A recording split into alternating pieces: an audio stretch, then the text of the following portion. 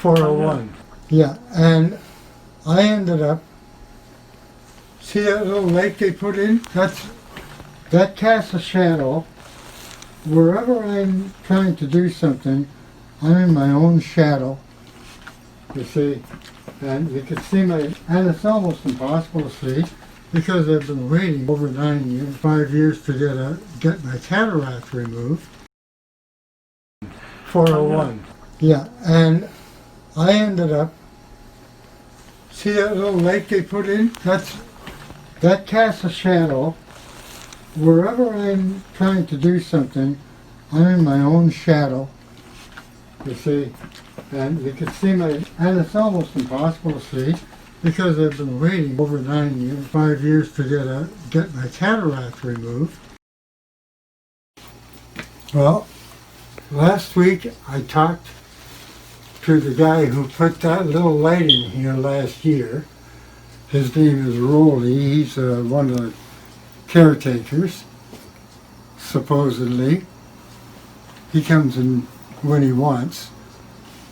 He promises and promises and promises, like this he's been promising me for 9 years. But you're pointing over here to the kitchen. You're trying to do your work over here, and it's very difficult to see, like you say. Yeah.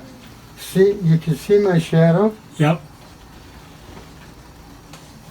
I have a cataract in my eye. Yep. If I'm over here at the stove, I'm in my own shadow. So he promised last Friday, that he would be in on Monday to replace this. And I bought a light. I paid for the light. I got this, and here's what it looks like. Mm-hmm. So it shines in 3 different directions. It's 3 different lights. Now, besides the janitors, anybody at District Social Services, management, the care staff, anybody else you talk to? Oh, Wendy Scar, she's supposed to be the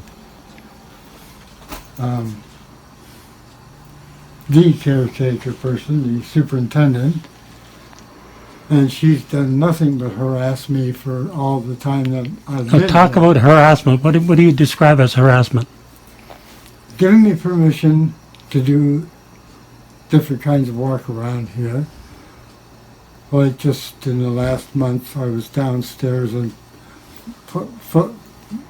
I painted a piece of plywood that I could use for a ramp, because to get our scooters in and out of the scooter room down the back, if you were going too slowly, your back tires would get stuck in the muck and crap.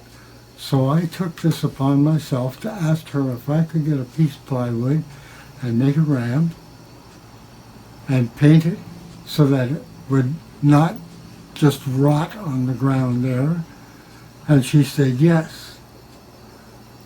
I went and did this, and when she came back several days later, I was still not finished with it, for the simple reason that I had to put coat after coat after coat of paint to keep it dry. And it fits beautifully, and the people who use it now, nobody gets stuck. Everybody who has a scooter down there is happy with it, getting in and out. But she came down and she saw that I had this big tarp spread out on the floor. I had my own work table sitting on it, and that's where I was painting the stuff, and not a drop of paint ever went down on the ground. I'm a professional tradesman.